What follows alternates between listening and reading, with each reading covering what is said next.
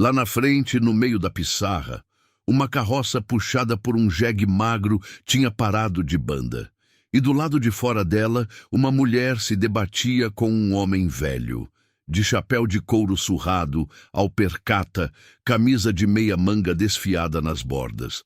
O velho segurava o braço dela com uma firmeza que não combinava com os anos que ele carregava no rosto, e tentava enfiar ela dentro da carroça sem cerimônia nenhuma. A mulher gritava, puxava o braço, tentava se soltar, mas o velho não cedia. Naum freou o caminhão no meio da estrada. O coração foi pro pescoço. Ele tinha uma filha que morava na cidade grande, que ligava para ele toda semana, que ele protegia como um leão mesmo de longe. E se fosse ela ali, se fosse qualquer filha de qualquer pai, ele abriu a porta e desceu. O cascalho cantou debaixo das botas quando ele caminhou até os dois. A mulher virou o rosto para ele com os olhos cheios d'água, mas não era um choro de fraqueza, era um choro de raiva pura, daquele que vem de quem está cansado de engolir coisa que não desce. O velho soltou o braço dela devagar, virou para o Naum e ergueu um papel dobrado com a calma de quem não tem medo de nada. Pode ficar sossegado, moço. Essa mulher aqui é minha filha. Ela fugiu de casa e eu tô levando ela de volta para o que é dela. A voz saiu lisa, sem nervoso, sem hesitação. Voz de quem já usou aquela frase antes. Naum olhou para o papel. Olhou para a mulher. Ela sacudiu a cabeça com força. Ele tá mentindo. Eu não sou filha dele. Nunca fui na vida. O velho não pestanejou. Tá aqui o registro. Nome, data, tudo certinho. Naum ficou ali parado por um momento, sentindo o peso da situação. Ele não conhecia nenhum dos dois. Não sabia quem estava com a razão. E no sertão, meter o bedelho na vida dos outros sem saber o que está pegando pode custar caro. Não por medo, mas porque às vezes a gente atrapalha mais do que ajuda quando não tem o quadro todo na frente. Então ele ficou ali, firme, olhando, gravando o que ele gravou. A mulher tinha um fio de conta preta no pulso esquerdo, dessas de benzedeira velha. Tinha o vestido rasgado na gola. Tinha nos olhos uma determinação que não era de mulher que ia se deixar vencer. E tinha, quando virou o rosto para o Naum pela última vez antes de ser empurrada para dentro da carroça, uma expressão que ele não esqueceu mais. Não era pedido de socorro. Era um recado. Era ela dizendo sem palavras: eu não vou ficar quieta. O jegue puxou. A carroça sumiu na curva. Naum ficou parado na estrada por um tempo que ele não soube medir. Depois voltou para o caminhão. Sentou, ficou olhando para o volante. Tinha uma entrega para fazer em Salgueiro. Tinha prazo. Tinha conta a pagar no fim do mês. Tinha vida para tocar, mas aquele fio de conta preta no pulso da mulher não saía do pensamento dele. A cidade de São Tomé das Almas era daquelas que parecem que ficaram esquecidas no tempo, num bom sentido, daquele que o povo de fora chama de interior tranquilo e o povo de dentro chama de vida. Tinha uma praça com coreto de ferro pintado de verde, uma feira toda sábado com barraca de carne de sol, queijo, coalho e rapadura, uma igrejinha branca com sino de verdade que ainda tocava 12:00 e 6 horas. E todo mundo se conhecia de nome, de família, de história. Era nessa cidade que Débora vivia faz 15 anos. 42 anos. Cabelo preto escuro que ela sempre prendia com um clips de plástico porque não tinha paciência para ficar arrumando. Os olhos cor-de-mel, que ficavam mais claros quando ela estava com raiva. E raiva era um estado que ela frequentava mais do que gostaria. Trabalhava como cozinheira no restaurante da beira, um lugar simples na saída da cidade, com mesas de plástico, geladeira que fazia barulho e uma comida que fazia o povo fechar os olhos de satisfação. A comida era dela. As receitas eram dela. O tempero era dela. Mas o crédito era da dona. Inácia tinha 56 anos e era dona do restaurante desde que herdou de um ex-marido que foi embora e nunca mais voltou. Era uma mulher de rosto fechado, unhas sempre pintadas de vermelho escuro, que andava pelo restaurante como quem está fiscalizando tudo e não aprova nada. Sabia que sem Débora o restaurante não era nada. E justamente por isso fazia o possível para garantir que Débora nunca tivesse condição de ir para outro lugar. Segurava o salário no limite, inventava desconto toda hora, deixava claro para qualquer pessoa que perguntasse que a cozinheira era ela mesma. Débora sabia de tudo. E todo dia era uma batalha silenciosa de não deixar essa situação engolir o que ela tinha construído. Mas havia outra coisa que pesava mais do que Inácia, mais do que o salário curto, mais do que o cansaço. Uma coisa que Débora nunca tinha resolvido e que ficava ali, latejando por dentro, nos momentos mais quietos da noite. Ela não sabia quem ela era de verdade. Tinha sido criada por Dona Esther, uma benzedeira que morava nos limites da cidade, mulher pequena e de cabelos completamente brancos que rezava em todo doente que aparecia na porta, de gente com febre a gente com coração partido. Esther tinha encontrado Débora quando ela tinha uns 5 ou 6 anos, na beira de uma estrada, sentada num toco de madeira com um saquinho de pano no colo e sem saber dizer nem o próprio nome direito. Esther tinha levado ela para casa, cuidado, registrado, mas na hora do registro, por um equívoco do escrivão da época, o nome que ficou no papel não era o nome que Débora achava que era o seu.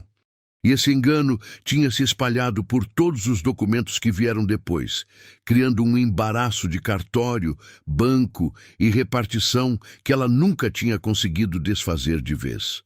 Dona Esther tinha partido faz 8 anos, e com ela foi embora também o pouco que Débora sabia sobre onde tinha vindo.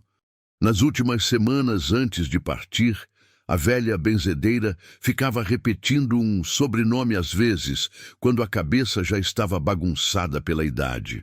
Um sobrenome que Débora nunca conseguiu associar a nada concreto, mas que ficou guardado na memória como um osso que dói quando o tempo muda.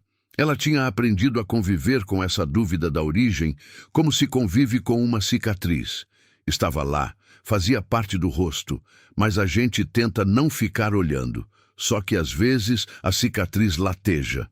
Naquela segunda-feira de manhã, Débora estava no restaurante antes das 6, acendendo o fogão, preparando o caldeirão de feijão que ia ficar cozinhando até o meio-dia. Era a hora que ela mais gostava. Antes de Inácia aparecer, antes dos clientes chegarem, quando o restaurante era só dela e o cheiro de cominho e louro tomava conta do ar. Ela ouvia o rádio baixinho, cantarolava uma toada que tinha aprendido com Dona Esther e ia trabalhando no ritmo do sertão, que é um ritmo que parece lento, mas não para nunca. Às 7 horas, a porta do restaurante abriu com força e uma mulher entrou, cambaleando. Débora voltou o rosto. A mulher tinha o vestido rasgado na gola, os pés sujos de terra vermelha, o cabelo todo desfeito. Tremia de um jeito que não era de frio, era de cansaço, de susto, de quem passou tempo demais com o coração na garganta. Inácia, que tinha chegado minutos antes, veio da copa já com o rosto fechado. Aqui não é lugar de pedir esmola, não. A mulher não pediu esmola. Ela olhou direto para Inácia com os olhos de mel que nem piscaram. Eu só quero um copo d'água. Débora não esperou mais. Já estava indo buscar a água, já estava tirando o beiju que tinha sobrado do café da manhã, já estava destampando o pote de lambedor de gengibre que ela mesma fazia e que servia para acalmar qualquer coisa. Garganta seca, estômago embrulhado, coração partido, qualquer coisa. Pode sentar, Débora disse, puxando uma cadeira. Aqui não faz falta, não. Inácia abriu a boca para falar alguma coisa, mas quando viu o jeito que Débora disse aquilo, firme, sem margem de discussão, fechou a boca, deu meia volta e foi para a copa resmungando.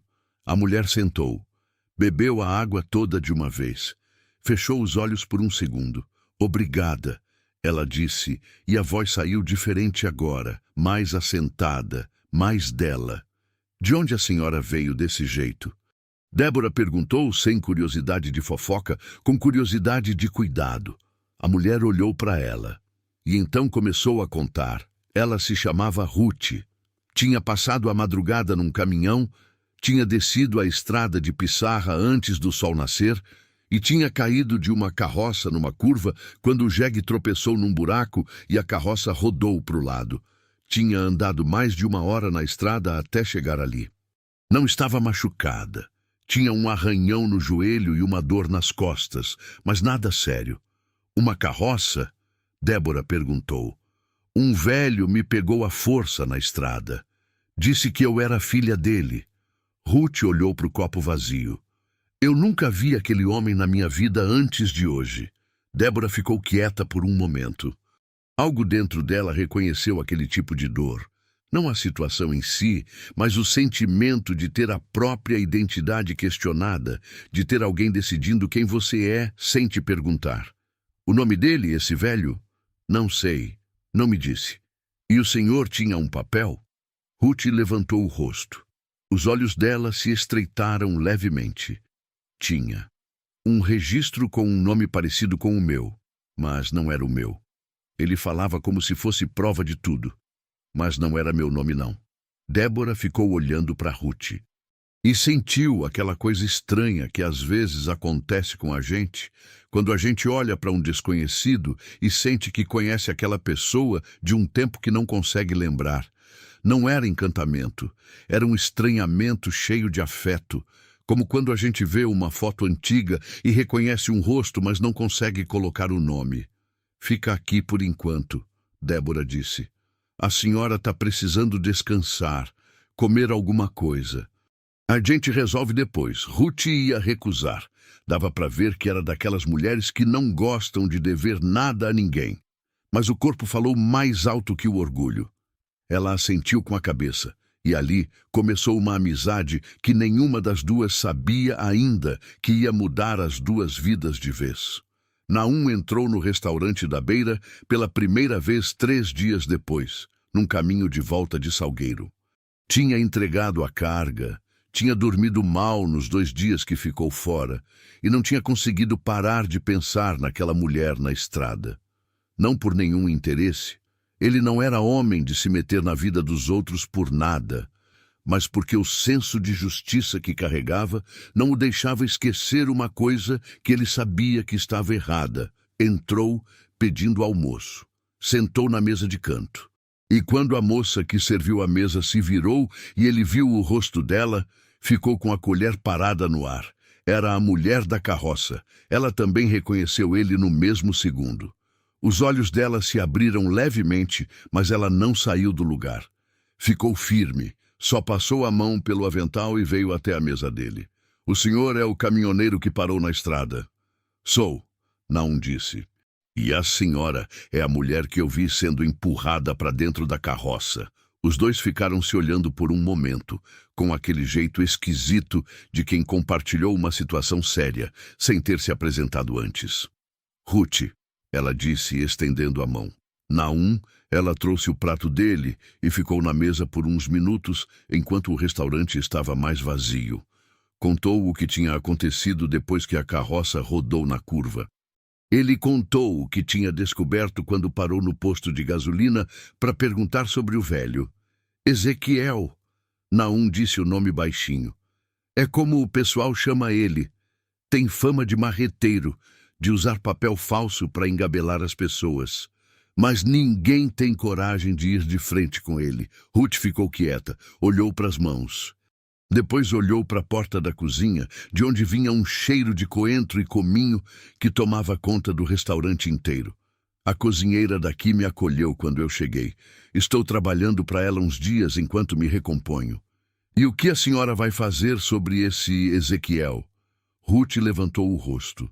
E Naum viu nos olhos dela a mesma coisa que tinha visto na estrada. Não medo, determinação. Ainda não sei. Mas eu não vou deixar passar. Foi aí que Débora apareceu na porta da cozinha, limpando as mãos no pano de prato, e Ruth acenou para ela vir. Débora chegou até a mesa com o jeito dela. Passos diretos, cara séria, mas uma atenção nos olhos que entregava o coração que ela escondia atrás da cara fechada. Ruth apresentou os dois. Débora assentiu para o Naum com a cabeça. Ele assentiu de volta. Você conhece um homem chamado Ezequiel? Débora perguntou direto ao ponto. Naum repetiu o que sabia. E quando terminou, Débora ficou quieta por um tempo que pareceu longo demais. Naum percebeu que ela estava processando alguma coisa que ia além da história de Ruth. Por que você pergunta assim? Ele disse. Débora balançou a cabeça devagar. Não é nada. É que o nome me soa familiar. Só isso. Mas não era só isso. E os dois sentiram sem que ela precisasse dizer. Naquela noite, depois que o restaurante fechou e Inácia foi embora resmungando que a conta do gás estava alta demais, Débora ficou sozinha na cozinha varrendo o chão. Ruth estava no quartinho dos fundos que Débora tinha arrumado para ela. Uma cama de solteiro, um ventilador de mesa, uma janelinha que dava para o quintal cheio de bananeiras. Débora varria devagar, pensando. Ezequiel. O nome ficava girando na cabeça dela. Ela tinha certeza que nunca tinha visto aquele homem. Mas o nome tinha alguma coisa que ela não conseguia puxar, que ficava lá no fundo da memória como uma palavra na ponta da língua que não vem. Ela encostou a vassoura na parede, abriu a gaveta de baixo do armário da cozinha e tirou uma latinha de goiabada velha que ela usava como caixinha de guardar coisas. Dentro tinha um punhado de documentos amassados, a carteira de trabalho com o nome errado, o comprovante de residência, uma foto desbotada de Dona Esther e um pedacinho de papel dobrado que ela nunca tinha conseguido jogar fora. Era um pedaço de papel que ela tinha achado no bolso do avental de Esther no dia em que a velha benzedeira foi para o hospital pela última vez. Esther não estava mais em condição de explicar nada naquele dia. E depois não teve mais como perguntar. No papel, com a letra trêmula de Esther, estavam escritas 4 palavras e um sobrenome. Não deixa ele te achar. E o sobrenome era um que Débora nunca tinha conseguido associar a ninguém. Até agora. Ela ficou olhando para o papel por um longo tempo. Do quartinho dos fundos, vinha o barulho do ventilador de Ruth. Lá fora, uma rã cantava perto do açude. E Débora sentiu aquele latejo na cicatriz antiga, a cicatriz da origem que ela nunca soube, da dúvida que nunca dormia direito. Ela dobrou o papel de volta, colocou na latinha, fechou a gaveta. Mas naquela noite ela não dormiu. E na manhã seguinte, quando Naum apareceu no restaurante para tomar café antes de pegar a estrada de novo, ela foi até a mesa dele e disse uma coisa que ele não esperava. Eu preciso da sua ajuda para descobrir quem é esse Ezequiel de verdade. E porque o nome dele está escrito num papel que a minha mãe deixou escondido antes de partir.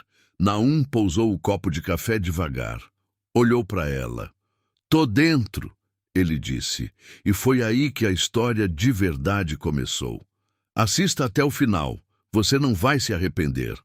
Comente de onde você está ouvindo essa história e se inscreva no canal para apoiar esse trabalho. Sua ajuda é muito importante.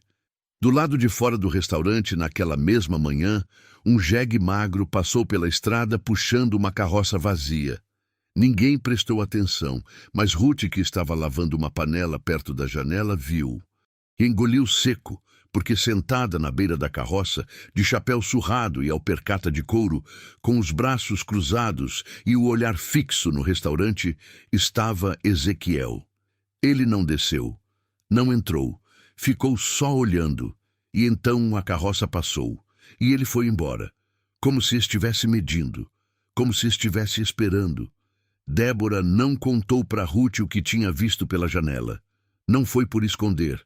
Foi porque ela mesma ainda estava tentando digerir. Ezequiel na frente do restaurante, parado, olhando. Sem entrar, sem gritar, sem fazer nada, só olhando. Tinha alguma coisa naquilo que era pior do que se ele tivesse entrado xingando o mundo. Era como quando a gente sente que vai chover, mas o céu ainda está limpo. O aperto vem antes da tempestade. Ela enxugou as mãos no pano de prato, respirou fundo e voltou para a cozinha. Naum ficou na mesa mais um pouco, mexendo no café que já tinha esfriado. Ele tinha percebido alguma coisa no jeito de Débora chegar até ele. A firmeza das palavras, o olhar direto, a ausência de rodeio. Era o jeito de quem está carregando uma coisa pesada faz tempo e finalmente decidiu que não dá mais para carregar sozinha. Ele conhecia esse jeito, tinha visto na filha, tinha visto em si mesmo mais de uma vez. Quando Ruth veio trazer mais café, ele perguntou baixinho: "Essa Débora, como é ela?" "Fora daqui, quero dizer." Ruth pousou a cafeteira devagar. "É a mulher mais fechada e mais generosa que eu já conheci." Ela parou um segundo. "E tá carregando uma coisa que não é leve, não." "Eu sei," Naum disse. "Ela me disse sobre o papel da mãe dela." Ruth assentiu. Ficou quieta por um momento, olhando para o balcão onde Inácia conferia o troco do caixa com a cara de sempre de quem está desconfiando de todo mundo. "Eu preciso ir ao cartório essa semana," Ruth disse. "Quero saber de onde veio esse registro que o velho tinha. Se tinha um nome parecido com o meu, alguém colocou aquele nome em algum lugar." "Eu te levo," Naum disse, sem hesitar. O cartório de São Tomé das Almas era um daqueles lugares que o tempo tratou com descaso. Paredes amareladas, prateleiras de madeira com processos empilhados até o teto, um ventilador de teto que girava devagar demais para fazer diferença no calor. Atrás do balcão, uma moça jovem que parecia entediada com tudo e um homem de uns 60 anos, de óculos de grau grosso e cabelos todos brancos, que era o escrivão aposentado Ezra, um dos frequentadores mais fiéis do restaurante da Beira, conhecido na cidade por ter memória de elefante e não conseguir guardar segredo de nada. Ruth e Naum chegaram lá na terça-feira de manhã, antes do calor do meio-dia. Ruth explicou a situação sem rodeio. Um homem tinha tentado lhe tomar a força na estrada, alegando ser seu pai, e tinha apresentado um documento com um nome parecido com o seu. Ela queria saber se havia algum registro naquele cartório com as características que ela descreveu. Ezra esfregou os óculos no jaleco, enfiou de volta no nariz e pediu que ela descrevesse o papel com detalhes. Ruth descreveu. Papel amarelado, dobrado ao meio, caligrafia antiga com data que parecia dos anos 80. Ezra ficou quieto por um momento. Depois disse: "Deixa eu ver uma coisa." Ele sumiu nos fundos por uns 10 minutos. Naum e Ruth ficaram em pé no balcão, ouvindo o barulho do ventilador e o canto de um sanhaço lá fora na janela. Quando Ezra voltou, trazia um livro de registro de capa preta, desgastado nas bordas, com o ano escrito na lombada em letras apagadas. Folheou com cuidado até uma página marcada com um pedaço de palha. "Tem aqui um registro de 1983. Ele disse devagar, como quem está lendo com cuidado para não errar. "Uma menina. Nome: Rebeca. Sobrenome..." Ele parou e esfregou os óculos de novo. "Malaquias." O ar no cartório ficou parado. Ruth sentiu um frio na espinha. "Esse é o sobrenome do velho?" "É," Ezra disse, olhando por cima dos óculos. "E esse registro aqui tem como pai declarado um tal de Ezequiel Malaquias. E a menina consta como desaparecida desde 1986. Sumiu com 3 anos de idade, segundo a anotação aqui na margem." Naum apoiou as mãos no balcão. "E a menina nunca foi encontrada?" "Nunca." Ezra fechou o livro devagar. "Isso aqui ficou aberto anos, depois foi arquivado. Essas coisas de criança sumida no sertão antigamente tinham um fim triste, moço. A maioria dos casos era assim." Ruth ficou olhando para o livro fechado. O nome Rebeca não era o seu nome, mas era o nome que estava no papel que Ezequiel tinha mostrado na estrada. Ela tinha certeza agora.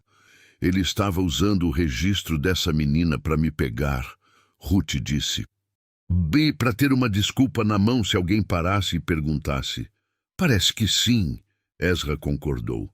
"Mas por que ele queria a senhora especificamente? Isso eu não sei te dizer, não." Ruth não respondeu, porque ela também não sabia, ainda. De volta ao restaurante, Ruth contou tudo para Débora enquanto as duas descascavam macaxeira no quintal dos fundos. A tarde estava quente, o céu daquele azul vivo que só tem no sertão de setembro, e um lagarto atravessou o muro devagar, como se não tivesse pressa nenhuma. Débora ouviu tudo sem interromper. Quando Ruth terminou, ficou mexendo a faca na macaxeira por um tempo sem dizer nada. Rebeca Malaquias, ela repetiu bem baixinho, quase para si mesma. Ruth parou. Você conhece esse nome?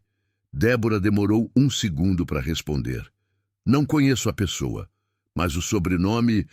Ela pousou a macaxeira no balde. Malaquias é o mesmo sobrenome que estava no papelzinho que Dona Esther deixou.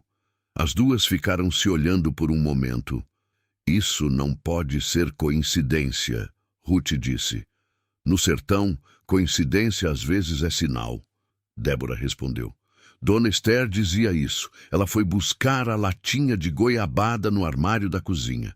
Voltou para o quintal e abriu na frente de Ruth. Tirou o pedaço de papel com a letra trêmula de Esther e estendeu. Ruth leu, releu. Ficou quieta. Não deixa ele te achar, ela repetiu em voz alta. E o sobrenome é Malaquias. É, Débora.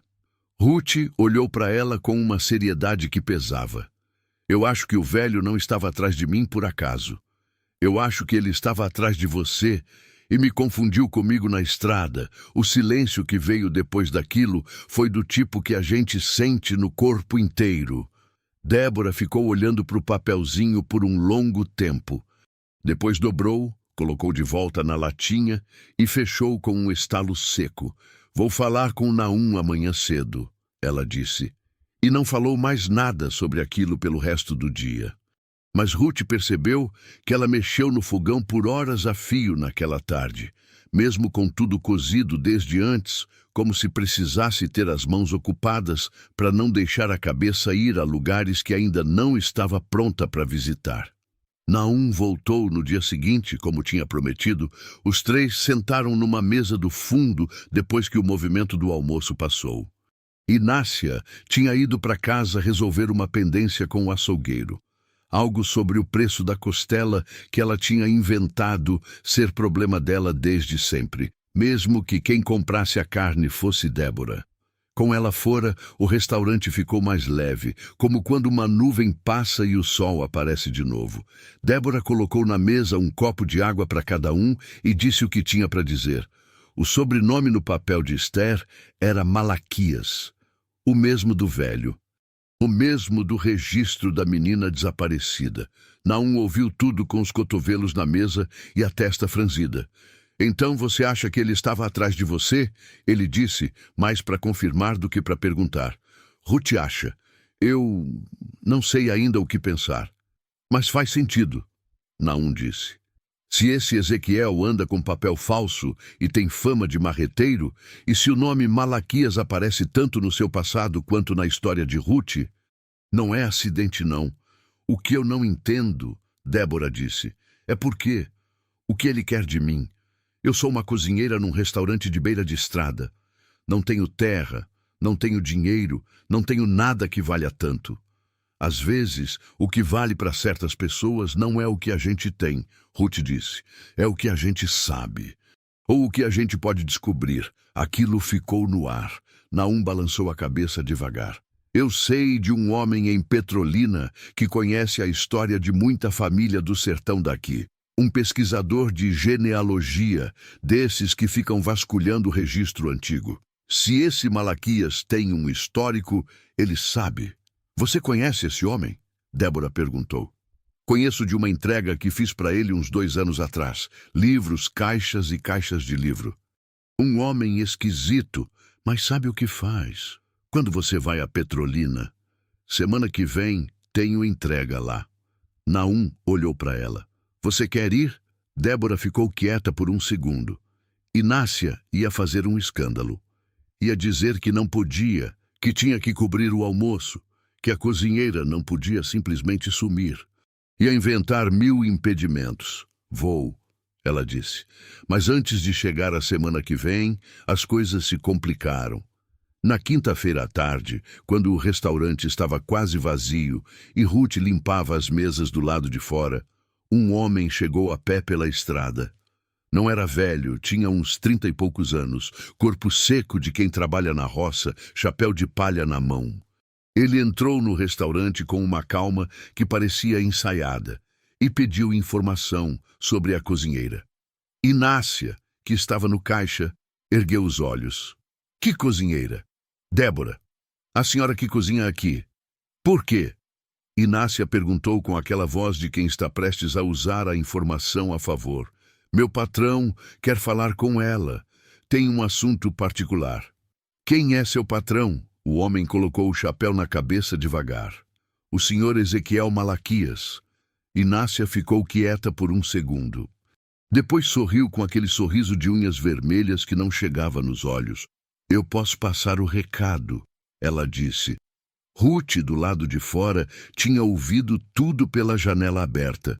Ela ficou parada, o pano de mesa na mão, esperando o homem sair.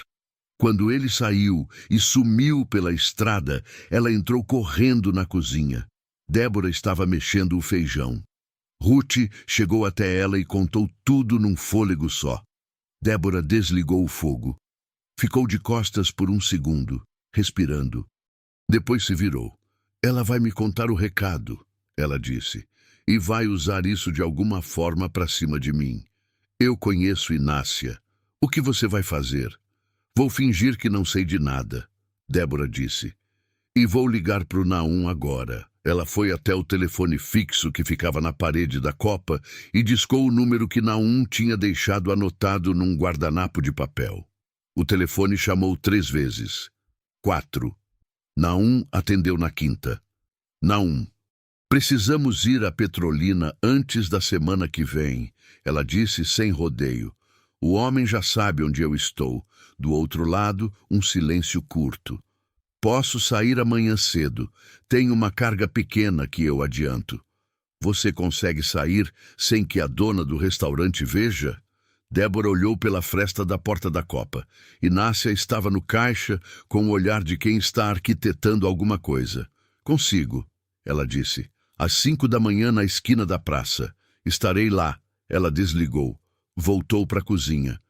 Religou o fogo debaixo do feijão e ficou mexendo a panela com uma calma que ela não estava sentindo por dentro, mas que ela precisava mostrar, porque Inácia estava de olho, e mostrar fraqueza agora seria o pior erro que ela podia cometer. Mais tarde, Inácia veio até a cozinha com um sorrisinho no rosto. Débora, um homem passou aqui hoje perguntando por você. Disse que um senhor de nome Ezequiel Malaquias quer conversar. Disse que é assunto de família. Ela deixou a última palavra pesar no ar. Família! Que interessante, né? Eu nem sabia que você tinha família por aí. Débora continuou mexendo a panela sem virar o rosto. Quem não tem família, Inácia? É verdade. A pausa foi calculada. Mas nem toda família aparece com recado de estranho, não é? Ela esperou um segundo, esperando alguma reação. Você não vai responder? Vou pensar, Débora disse seca. Inácia ficou mais um momento, como se quisesse dizer mais alguma coisa. Depois foi embora com o barulho dos saltos no chão de cimento. Débora só soltou o ar quando ouviu a porta dos fundos fechar. Naquela noite, depois que tudo fechou, Ruth foi até o quartinho dos fundos e encontrou Débora sentada na beirada da cama, com a latinha de goiabada no colo. Você vai ficar bem? Ruth perguntou, encostada na porta. Débora demorou a responder. Toda vez que eu chegava perto de tentar entender de onde eu vim, ela disse devagar. Alguma coisa me parava. Eu dava 2 passos e aparecia uma parede. Cartório com problema, documento errado, pessoa que sabia e não quis contar. Ela olhou para a latinha fechada. Agora aparece um homem que Dona Esther me avisou para fugir. E eu não sei se corro ou enfrento.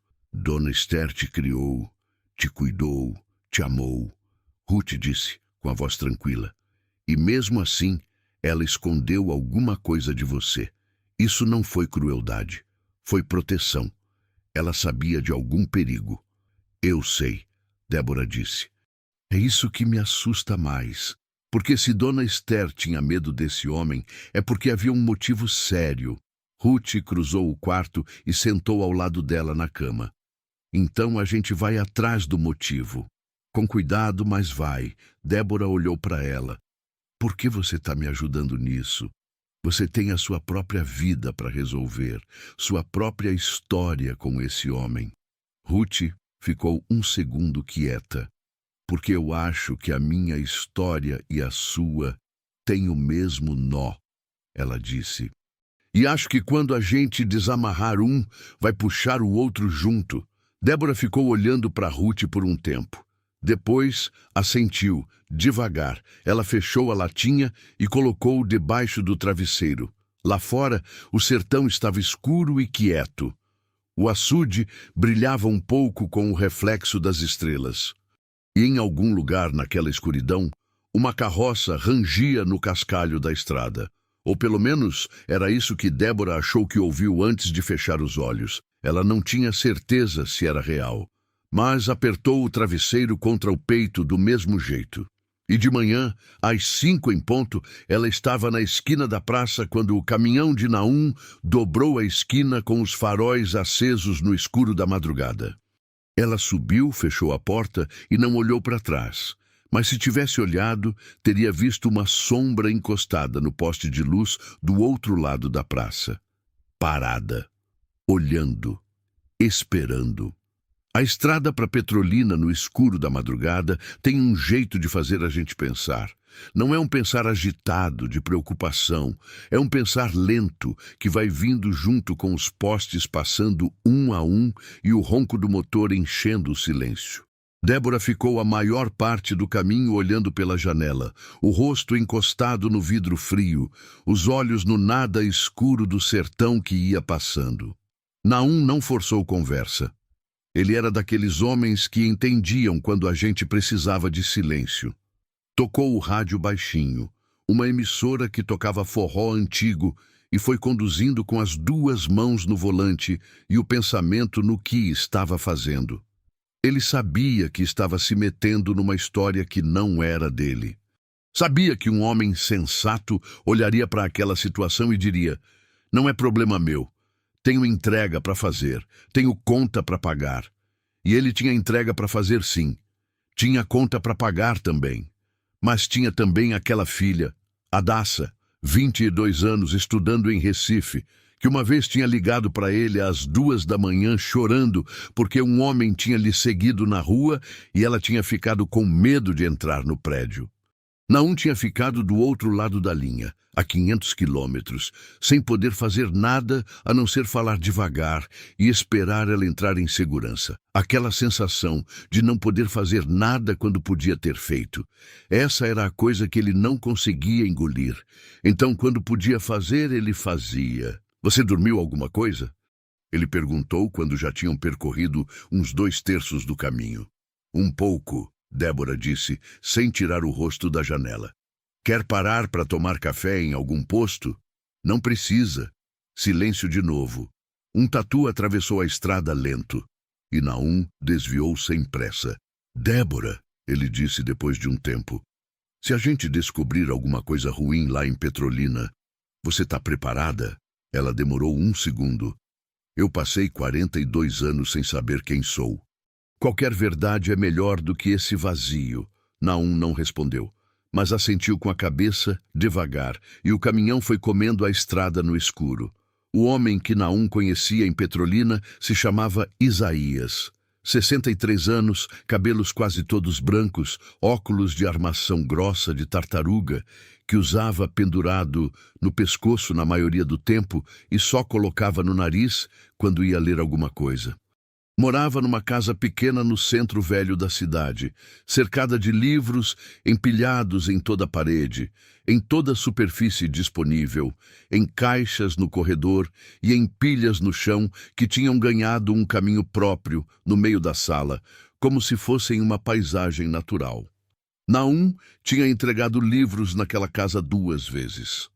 Não se falavam desde então, Mas no sertão, um favor feito não é esquecido fácil. Isaías os recebeu na varanda com uma xícara de café na mão e o jeito desconfiado de quem não gosta muito de visita inesperada, mas que é educado demais para mandar embora. Naum, ele disse olhando para o caminhão na rua. Você trouxe mais livro? Não, seu Isaías. Trouxe uma pessoa que precisa da sua ajuda. O velho olhou para Débora. Ela encarou o olhar dele sem desviar.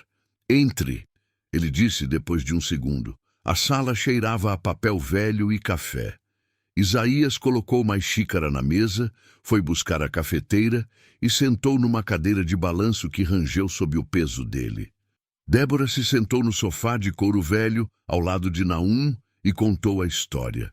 Curta, sem enrolação.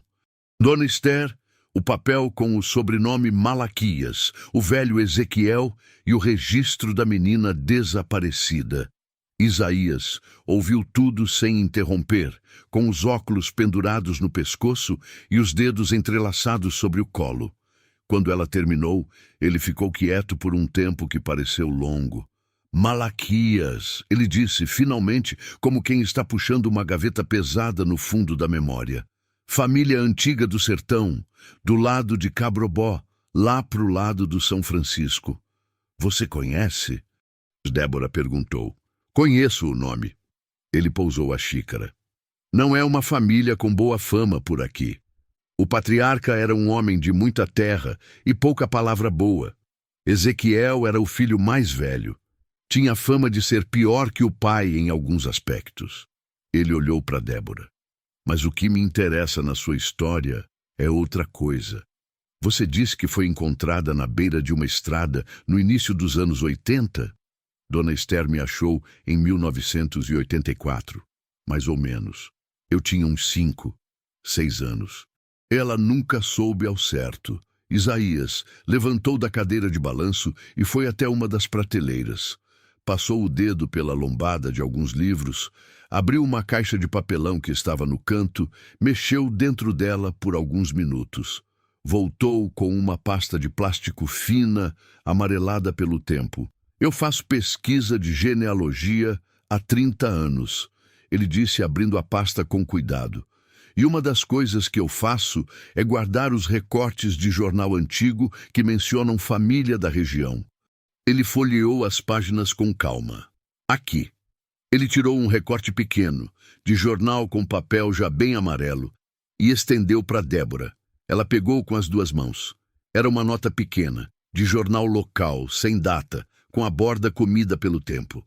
Mas dava para ler o suficiente.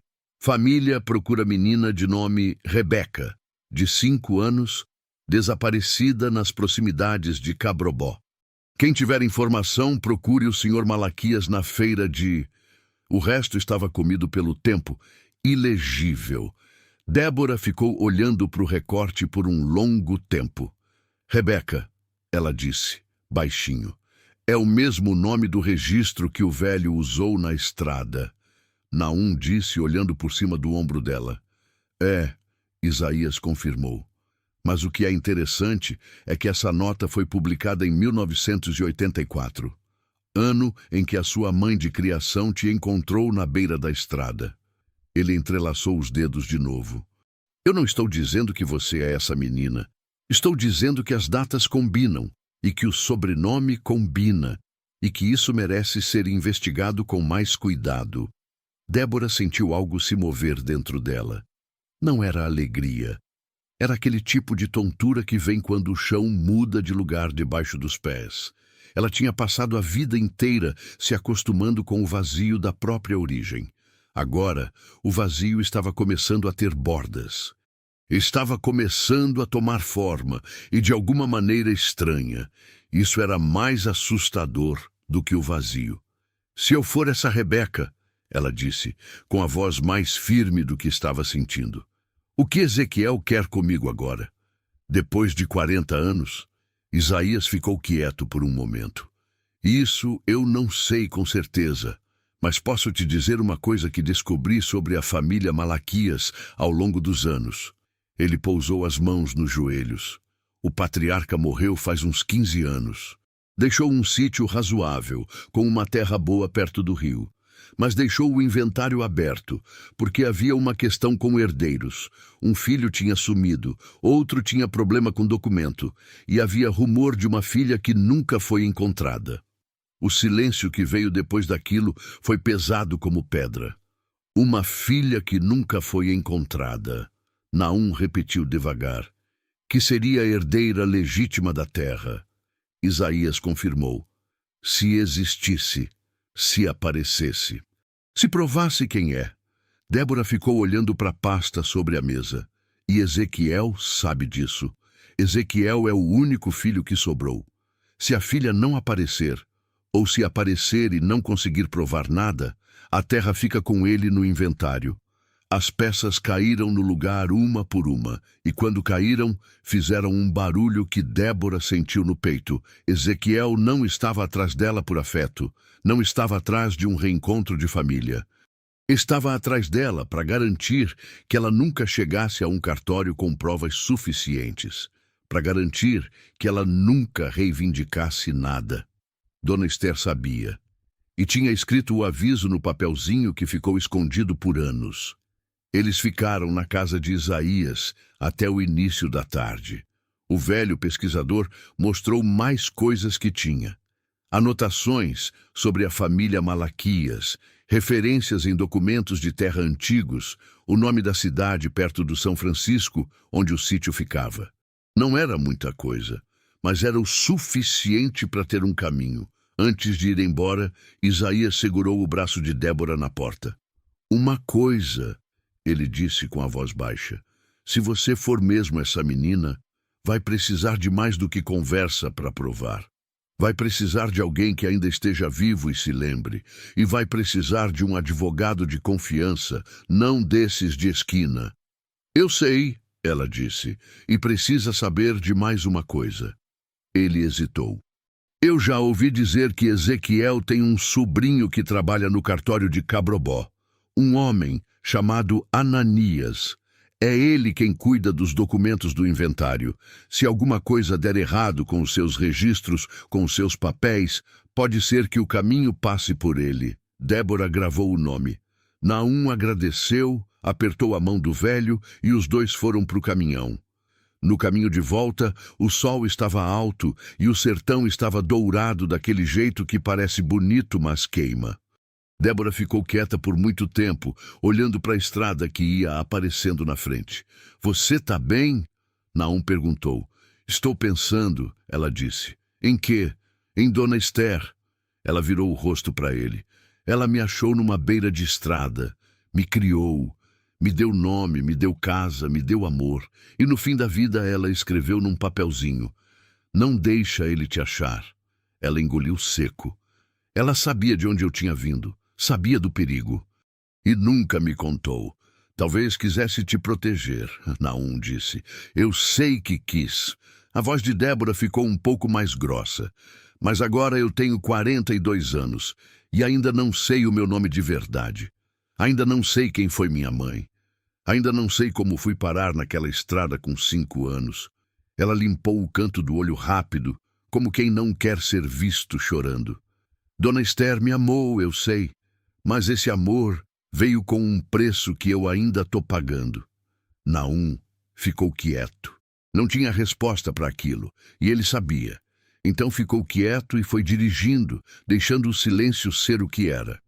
Quando chegaram em São Tomé das Almas no fim da tarde, Ruth estava na porta do restaurante esperando. O jeito dela estar ali, em pé, os braços cruzados, o rosto tenso, disse tudo antes de ela abrir a boca. O que foi? Débora perguntou, descendo do caminhão. Inácia entrou no seu quartinho. Ruth disse.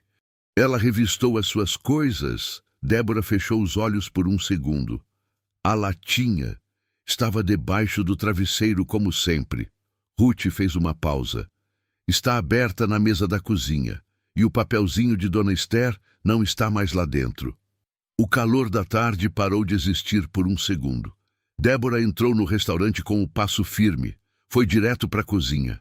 A latinha de goiabada estava aberta sobre a mesa, virada de lado, os documentos espalhados. Carteira de trabalho, comprovante, foto de Esther, tudo ali menos o papel. Inácia estava sentada na cadeira da copa, com as unhas vermelhas tamborilando na mesa, com aquele sorriso que não era sorriso. Você não avisou que ia sair hoje, ela disse. Eu não preciso avisar. Débora disse com a voz baixa e controlada. Aqui no meu restaurante, precisa sim. Inácia ergueu sobrancelha. E eu achei umas coisas suas espalhadas pelo quarto. Limpei e guardei. Guardou onde? Em lugar seguro. As duas ficaram se olhando. Naum estava na porta da cozinha, quieto. Ruth estava atrás dele. Inácia, Débora disse, cada palavra saindo com cuidado. Você não sabe o que está fazendo. Sei muito bem, ela respondeu. Sei que um homem importante quer falar com você. Sei que você saiu fugida de madrugada. Sei que tem uma coisa escrita num papel que você guarda escondida. Ela inclinou a cabeça. E sei que quem tem informação tem poder. Então, enquanto você não me contar o que está acontecendo, o papel fica guardado. Débora ficou imóvel por um momento. Depois respirou. Tudo bem, ela disse. Você vai ter a sua informação. Mas se algo acontecer comigo por causa do que você está fazendo, você vai carregar isso pelo resto da vida.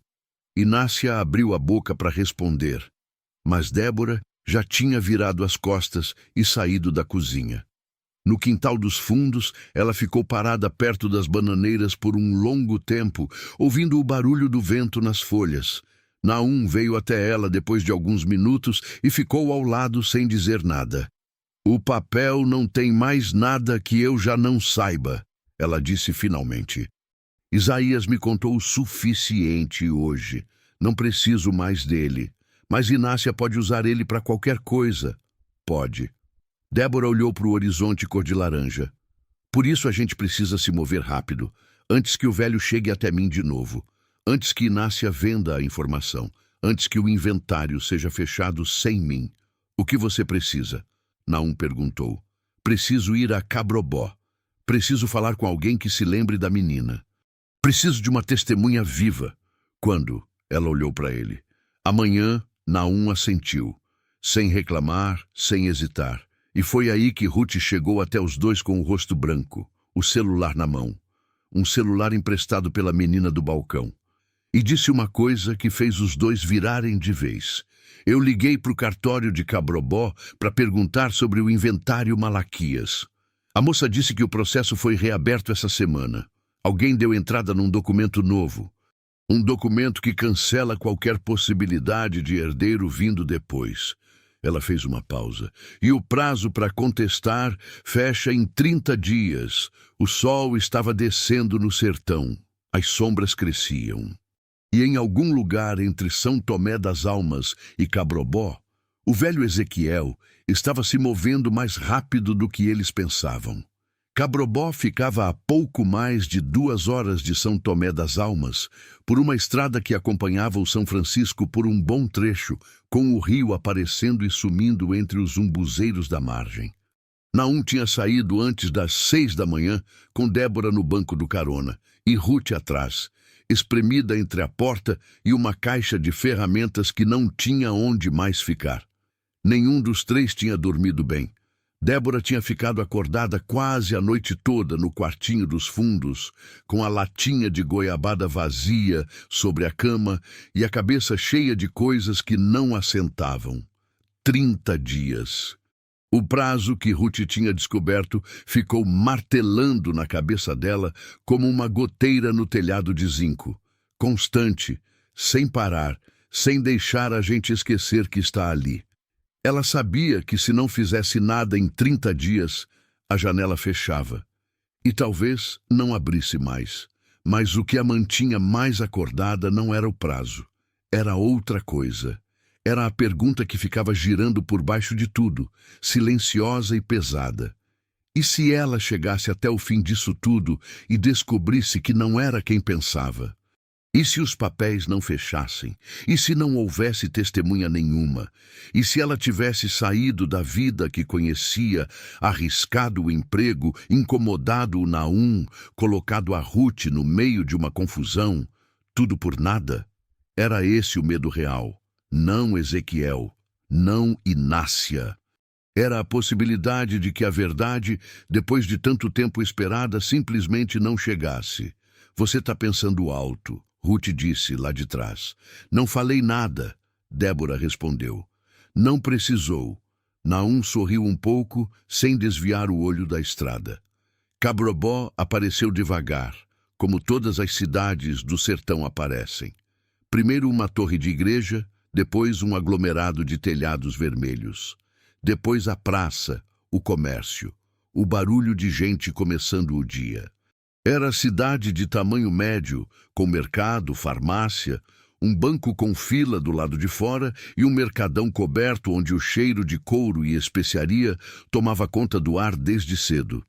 Naum parou o caminhão numa rua de sombra perto da praça. "O que a gente faz primeiro?" ele perguntou. "Preciso de alguém que conheceu a família Malaquias", Débora disse. "Alguém velho, que estava aqui nos anos 80 e que se lembre de uma menina pequena." "Na feira", Ruth disse. "Sempre é na feira. O povo mais velho que sabe de tudo fica na feira. A feira de Cabrobó funcionava às sextas e aos sábados, e era sexta. O mercadão coberto estava cheio, bancas de verdura, de queijo, de erva medicinal, de roupa, de calçado. O barulho era daquele tipo gostoso de lugar cheio de vida, onde a conversa se mistura com o pregão e o pregão se mistura com o rádio de alguém tocando shot no fundo. Eles se separaram. Naum foi perguntar no açougue. Ruth foi na banca de erva. Débora foi devagar de banca em banca, olhando os rostos, buscando aquela cara de quem já viveu muito e guarda muita coisa. Foi numa banca de mel e rapadura que ela encontrou quem procurava. Uma senhora de uns 70 e tantos anos, cabelos completamente brancos presos num coque, avental de chita, mãos que mostravam décadas de trabalho. Ela pesava mel numa balança de pratos com uma paciência de quem não tem mais pressa para nada na vida. O nome na banca era escrito em papelão com letra de mão: Dona Marta, mel puro do sertão. Débora ficou parada na frente da banca por um segundo, olhando para ela. A velha levantou o rosto e ficou com a balança parada no ar. Ficou olhando para Débora com uma expressão que Débora não soube nomear de imediato. Não era reconhecimento exatamente. Era mais como quando a gente vê uma coisa que achava que nunca mais ia ver e fica parado sem saber o que fazer com o sentimento. "Bom dia", Débora disse com a voz controlada. "A senhora conhece a família Malaquias daqui da região?" A velha pousou a balança devagar. "Conheço", ela disse. "Por quê?" "Porque eu acredito que posso ser da família e preciso de alguém que se lembre." Dona Marta ficou olhando para ela por um longo momento. Depois disse bem baixinho: "Você tem os olhos dela." O coração de Débora parou por um segundo. "De quem?" ela perguntou com a voz que quase não saiu. "Da Lúcia." A velha engoliu seco. "A mãe da Rebeca." Eles foram até a casa de Dona Marta depois que ela fechou a banca. Uma casa simples perto do rio, com quintal de mangueira e um cachorro velho que dormia na soleira. Ela fez café, botou biscoito na mesa e sentou à frente dos três com as mãos postas, como quem vai fazer uma confissão que esperou muito tempo para fazer. Lúcia Malaquias tinha sido sua vizinha. Mulher jovem, de uns 20 e poucos anos nos anos 80, que vivia com Ezequiel numa situação que Dona Marta descrevia com cuidado, escolhendo as palavras como quem escolhe onde pisar numa estrada de pedra, sem dizer o que não precisava ser dito, mas deixando claro o suficiente. Lúcia não era feliz. Ezequiel era um homem de temperamento difícil, que mandava em tudo e não admitia questionamento. A menina Rebeca tinha nascido em 1981. Olhos cor de mel, cabelo escuro, espertinha que não se continha, segundo Dona Marta, que dizia isso com um sorriso que chegou e foi embora rápido. Em 1984, Dona Marta disse, pousando a xícara, Lúcia desapareceu. De um dia para o outro, sumiu. Alguns diziam que ela tinha fugido, que tinha saído por conta própria. Outros diziam que tinham a visto na estrada com a menina andando a pé, com um saquinho de pano. Ela olhou para Débora. Nunca mais apareceu. Ezequiel registrou a menina como desaparecida, mas o povo daqui achava que a Lúcia tinha levado ela embora para longe de propósito, para proteger. Débora sentiu os olhos queimarem. Ela não foi, não naquela hora. E a Lúcia nunca foi encontrada. Ruth perguntou com a voz suave. Nunca. Dona Marta sacudiu a cabeça. Eu sempre achei que ela conseguiu ir longe o suficiente, que ela tivesse recomeçado em algum canto. Ela olhou para Débora de novo. Mas a menina, a Rebeca, nunca soube o que aconteceu. Se foi junto, se ficou pelo caminho, se alguém achou. Débora ficou olhando para o café na xícara. Alguém achou. Dona Esther tinha achado uma menina de uns 5, 6 anos numa beira de estrada em 1984, com um saquinho de pano no colo. Sem saber dizer o próprio nome direito, a criança não tinha se perdido, tinha sido deixada ali, com cuidado, propositalmente. Lúcia tinha colocado a filha na beira da estrada para ela ser achada por alguém de bem, porque carregar ela consigo na fuga era arriscado demais, e deixar ela com Ezequiel era pior ainda. Débora fechou os olhos por um segundo. Ela tinha passado a vida inteira achando que tinha sido abandonada, achando que ninguém tinha querido ela. E a verdade era que a mãe dela tinha feito a coisa mais difícil que existe. Tinha deixado a filha ir para ela ficar em segurança. Uma lágrima escorregou. Ela limpou rápido com as costas da mão.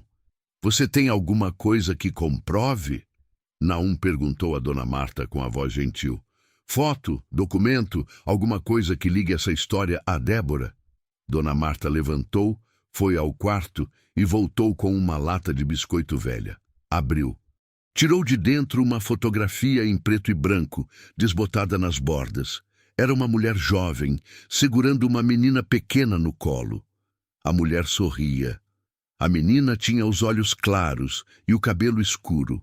E tinha, no pulso da mulher, um fio de conta preta, igual ao que Dona Esther usava, igual ao que Débora tinha encontrado entre as coisas de Esther e guardado na latinha de goiabada por anos. Essa é a Lúcia. E essa é a Rebeca, Dona Marta disse. Débora olhou para a fotografia por um longo tempo. Depois virou para Ruth. Ruth tinha os olhos cheios d'água, mas sorria. Naum ficou quieto, com os cotovelos na mesa, olhando para o tampo de madeira como alguém que está tentando não se emocionar e não está conseguindo muito bem. Os 30 dias não foram fáceis. Primeiro veio o obstáculo de Inácia, que tinha ido até Ezequiel com o papelzinho de Dona Esther, achando que ia ganhar alguma coisa com aquilo. O que ela ganhou foi uma briga feia com Débora na frente de todo o restaurante, numa manhã de movimento cheio, quando Débora voltou de Cabrobó e foi direto tirar satisfação. Inácia gritou que Débora era ingrata, que ela tinha dado emprego quando ninguém dava, que a comida do restaurante era obra dela. Débora deixou ela falar tudo. Quando Inácia parou de falar, Débora disse na frente dos clientes, dos funcionários e de Ruth que assistia da porta: eu trabalhei nesse restaurante por 15 anos. Cada receita, cada tempero, cada cliente que voltou, voltou por causa da minha comida. Você nunca me deu o crédito, sempre me segurou, e agora levou um papel que era meu sem me pedir. Isso não foi me ajudar, foi me usar. Silêncio total no restaurante. Inácia ficou vermelha. Abriu a boca. Fechou. Débora tirou o avental, dobrou com cuidado, colocou sobre o balcão e saiu. Ela nunca mais voltou a trabalhar lá. E nos dias seguintes, a fama da comida do restaurante da beira começou a diminuir, devagar, como era de se esperar. Porque a comida não era de Inácia, nunca foi. O segundo obstáculo foi Ananias, o sobrinho de Ezequiel no cartório de Cabrobó, que tentou de fato segurar o processo usando uma burocracia de documentação que atrasou as coisas por quase 2 semanas. Naum, que tinha se comprometido até o fim, foi a uma cidade maior e voltou com um advogado chamado Jonas, 40 anos, sério, que conhecia legislação de inventário como quem conhece a palma da própria mão. Jonas pegou o caso, analisou os documentos e disse, numa tarde em que os três estavam sentados na sala dele, o documento que Ananias deu entrada é irregular. A data não fecha com o prazo legal. E o inventário original tem uma cláusula que permite herdeiro direto apresentar prova até 30 dias após reabertura. Estamos no 22º. Ele olhou para Débora. Você tem a fotografia. Você tem Dona Marta como testemunha. Você tem as datas que coincidem. Isso não é prova definitiva, mas é suficiente para contestar e pedir prazo para exame. Que exame? Débora perguntou.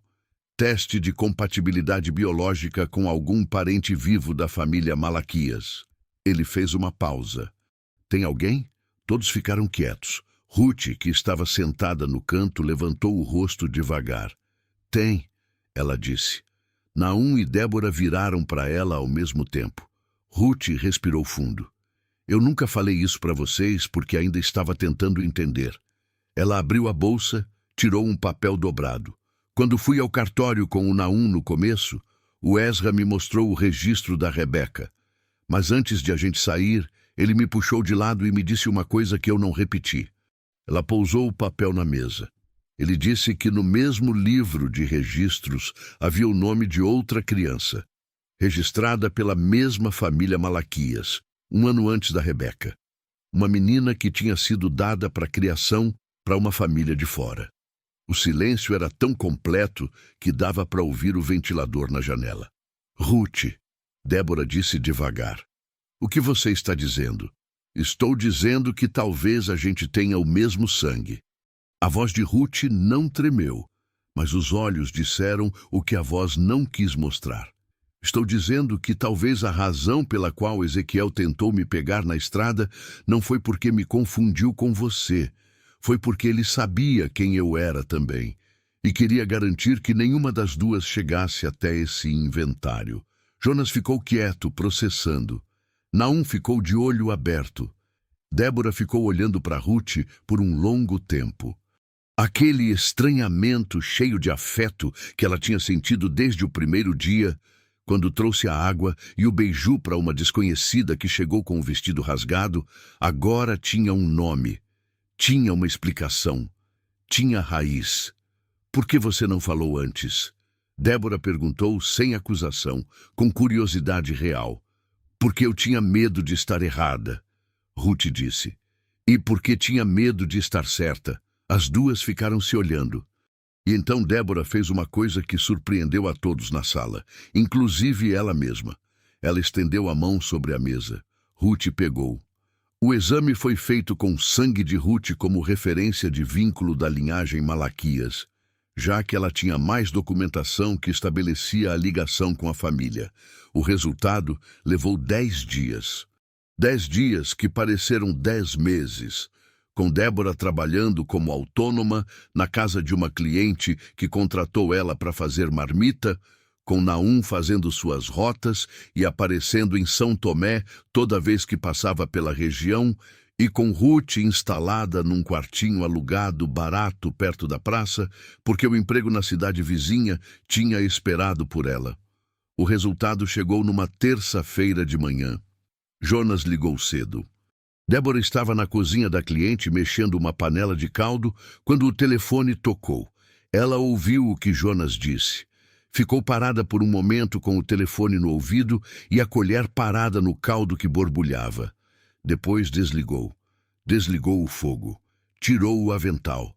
Saiu pela porta dos fundos e foi andando até a praça, devagar, como quem precisa de ar para pensar.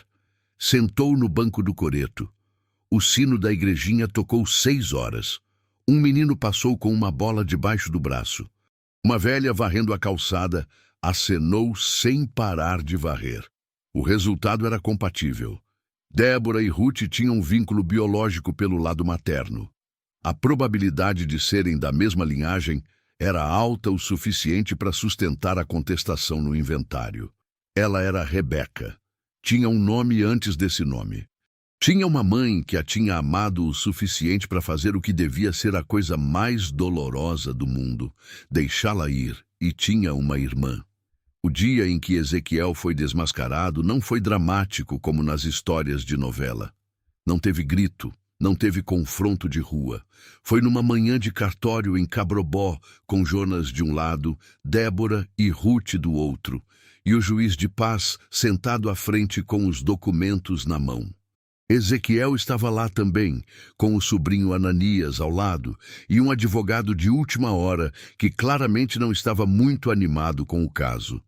Jonas apresentou tudo.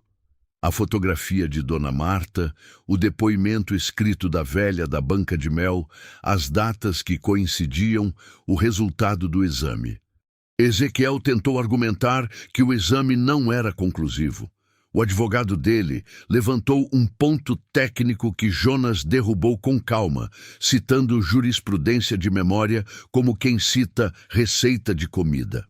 O juiz ouviu tudo, folheou os documentos, fez perguntas, tomou nota e, no final daquela manhã, determinou que o inventário seria suspenso temporariamente até que um exame mais completo fosse realizado com os registros apresentados, e que as partes interessadas, incluindo Débora como possível herdeira, seriam notificadas sobre os próximos passos. Não foi vitória total. Não era para ser. Era um passo. Um passo grande, conquistado com esforço, com custo, com meses de coisa difícil. Mas era real. Era concreto. E ninguém ia poder apagar. Quando saíram do cartório, Ezequiel passou por Débora sem dizer nada. Mas ela viu no rosto dele uma coisa que ela não esperava ver. Não era raiva. Era cansaço. O cansaço de um homem que passou anos tentando esconder alguma coisa e acabou de perceber que o esconderijo acabou. Ela não sentiu pena, mas não sentiu raiva também. Sentiu uma coisa mais quieta, mais profunda. Sentiu que alguma coisa tinha se fechado. Não terminado, não resolvido completamente, mas fechado o suficiente para ela respirar diferente.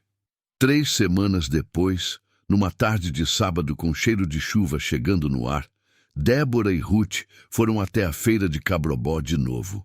Dona Marta estava na banca de mel, pesando com a balança de pratos, igual a sempre. Quando viu as duas chegarem juntas, a velha parou o que estava fazendo. Olhou de uma para outra e sorriu de um jeito que Débora não conseguiu descrever. Era o sorriso de quem guardou uma coisa pesada por muitos anos e finalmente pôde pousar. Eu soube do cartório, Dona Marta disse. Ainda não terminou, Débora disse. Vai demorar mais um tempo. Mas começou, a velha respondeu. E começar já é muito. Ela estendeu para Débora um potinho pequeno de mel. Da parte da Lúcia, ela disse. Simples assim. Débora pegou o potinho com as 2 mãos. Ficou olhando para o mel dourado que brilhava na luz da tarde e sentiu aquilo que passa a vida inteira sem nome e que naquele momento só podia ser chamado de uma coisa: pertencimento. Naum estava encostado no caminhão do lado de fora da feira quando as duas saíram. Tinha ficado esperando como tinha ficado esperando em tantos outros momentos durante aqueles meses. Sem cobrar, sem reclamar, sem pedir nada em troca. Débora chegou até ele e ficou parada por um segundo. Obrigada, ela disse. Ele balançou a cabeça. Você teria chegado aqui sozinha, ele disse. Talvez, mas ia demorar muito mais. Ia ser muito mais difícil. Ele sorriu. O tipo de sorriso de quem sabe que fez o certo e não precisa de mais nada além disso. Ruth chegou do lado, encostou no caminhão também e os 3 ficaram um momento ali, olhando para o movimento da feira.